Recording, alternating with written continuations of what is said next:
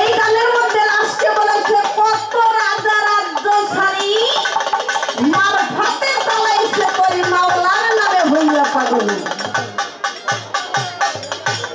আচ্ছা, আমার মৌলভী ভাইয়ের কাছে একটি কথা আমি জানতে চাইবো, আল্লাহকে পাওয়ার জন্য আপনার মৌলভীরা কি পথে পথে পাগল হয়ে ঘুরে বেড়ায়? একটু দেখাইতে পারবেন? যদি দেখাইতে পারেন তাহলে মনে করবো হ্যাঁ,